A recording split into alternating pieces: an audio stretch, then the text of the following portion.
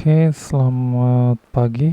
Jadi kali ini kita akan membahas tentang clustering ya.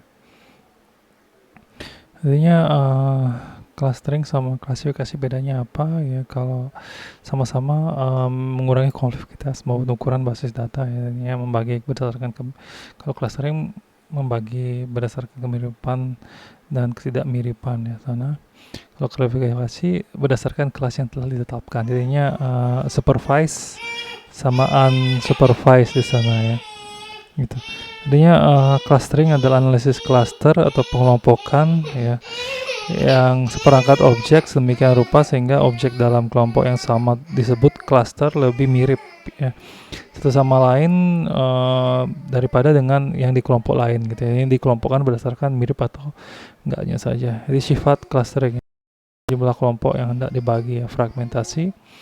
Terus menentukan variabel yang diprioritaskan sebagai centroid ya, ditambahkan misalnya teks, kategori, relasi dan sebagainya ya. Dan diabaikan ya, bisa diabaikan sana. Di centroid ya, nilai tengah ya dalam variabel. Jadinya itu dibilang sebagai panutannya gitu. Jadinya masing-masing cluster kita tentukan centroidnya. Jadinya setiap ada variabel row baru yang akan diuji gitu, dites paling mirip dengan centroid yang mana. Jadinya yang paling mirip itulah nanti ditempatkan di sana gitu ya. Itu misalnya ya.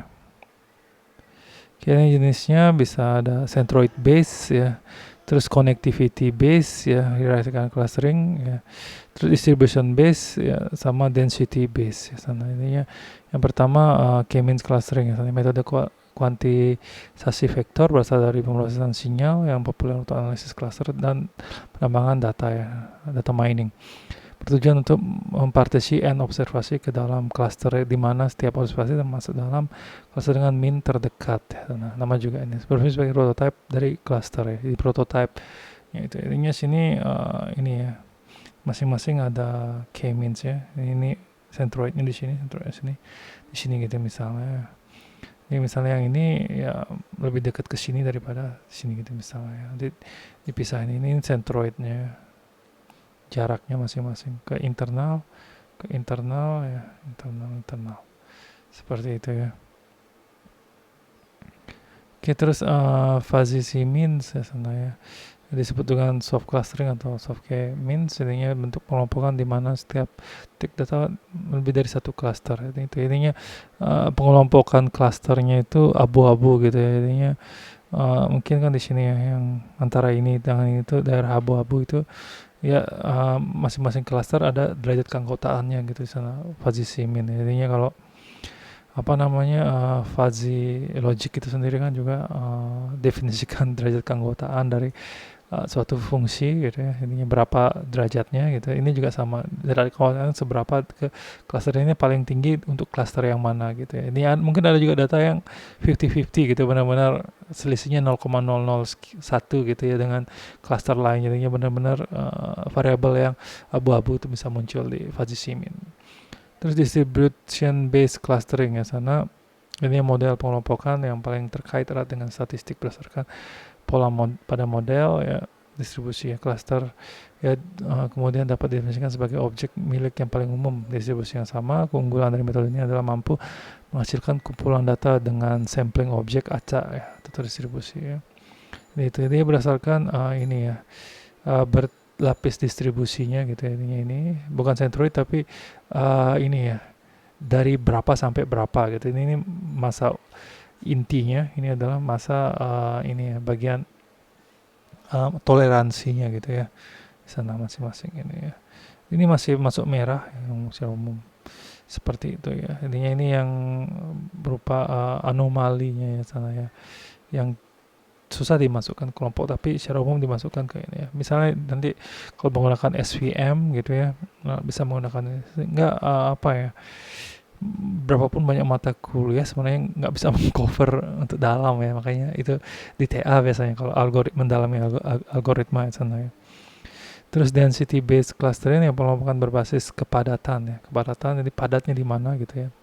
Kelompok definisikan sebagai daerah dengan kumpulan kepadatan yang lebih tinggi dari sisa kumpulan data ya. Objek outsider ya sana memiliki pola langka ya, outsider di sana ya. Ini termasuk outsider ya yang diperlukan untuk memisahkan. Jadinya kalau density itu dia ini ya, justru yang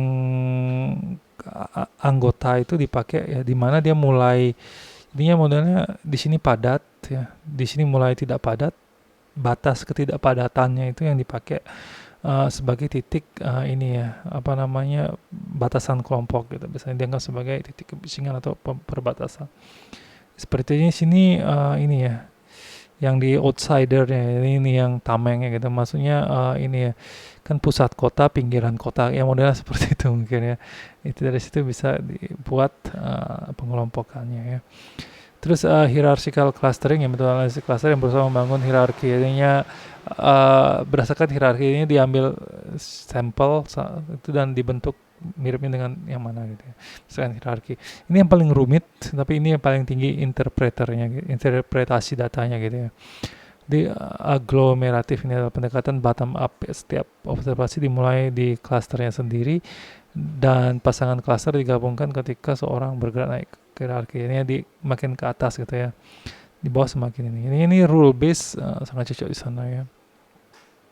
Terus divisif ya sana, top down, jadinya yang data yang paling umum gitu ya, paling umum mengarah ke data yang paling khusus gitu sana ya.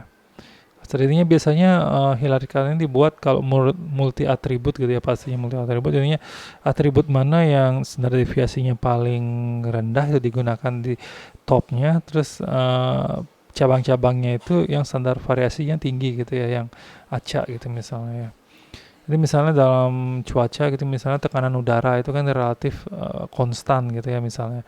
Itu bisa digunakan sebagai itu, sedangkan suhu itu berubah per hari, itu yang bisa dipakai di cabang-cabangnya.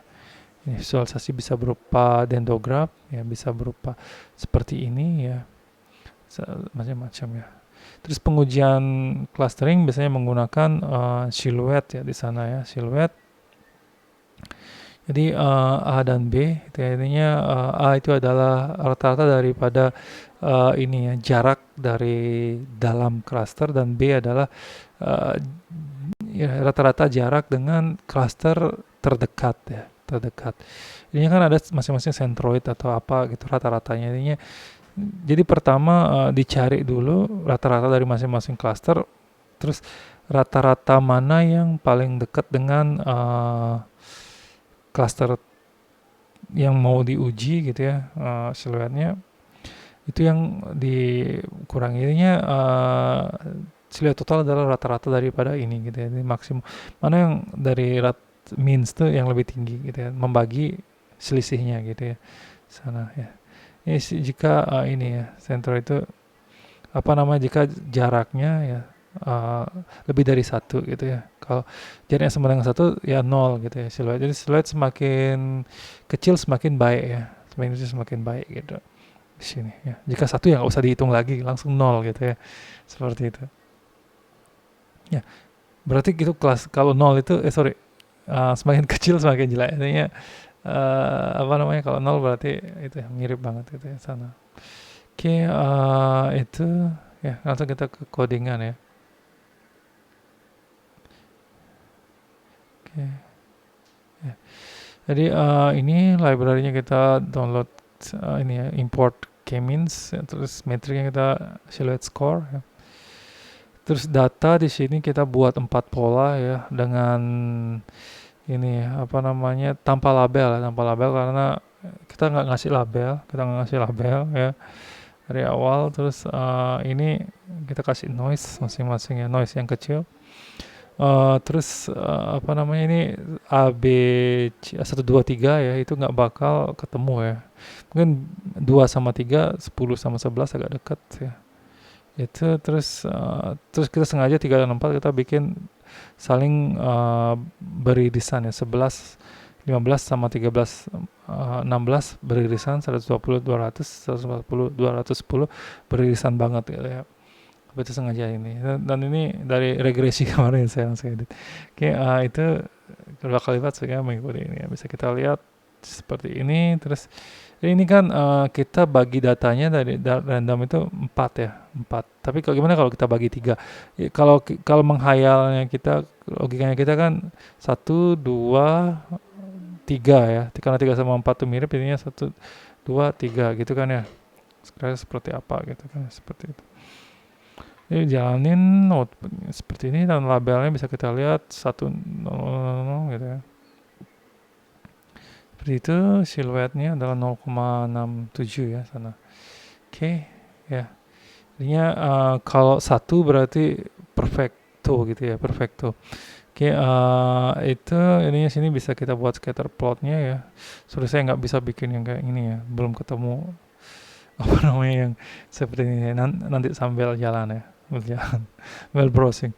Ya, seperti ini sini agak mengecewakan hasilnya, ada seperti ini. Mungkin perlu algoritma lain ya untuk clustering lebih baik. Itu ya sini. 1, 2, 3. Ini masuk akal. Ini malah ada sebagian yang harusnya di sini tapi maksudnya di sini, tapi ini lama dimasukkan ke sini gitu ya, mungkin karena variabel tertentu gitu ya di sana. Jadi mungkin bisa kalian coba ya dengan mengasih jarak yang jauh ya, mungkin 1,5 ya, terus kalian aja 20, 25 gitu mungkin ya sini, terus 70, 75 gitu. Coba dibikin jauh, mungkin hasil ininya bisa sampai 1 ya, seperti itu. Saya buru-buru bikinnya, sorry. Ya, seperti itu ininya and cluster ya. Kalau misalnya beneran 4 gimana gitu ya, naik apa turun? Naik apa turun? Oke, itu labelnya berarti 0 sampai 3 ya sana.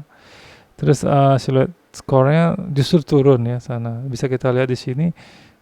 Ya justru lebih kelihatan rapi ya, seperti itu. Tapi ini kelihatan beririsan ya. Mungkin banyak yang kita nggak lihat, tapi sini saling bertumbukan gitu ya sana. Oke, seperti itu clustering basicnya ya. Kalau mau didalami untuk TA ya banyak sekali yang bisa kita pelajari di sana. Oke. Itu dia ya, sekian, terima kasih ya.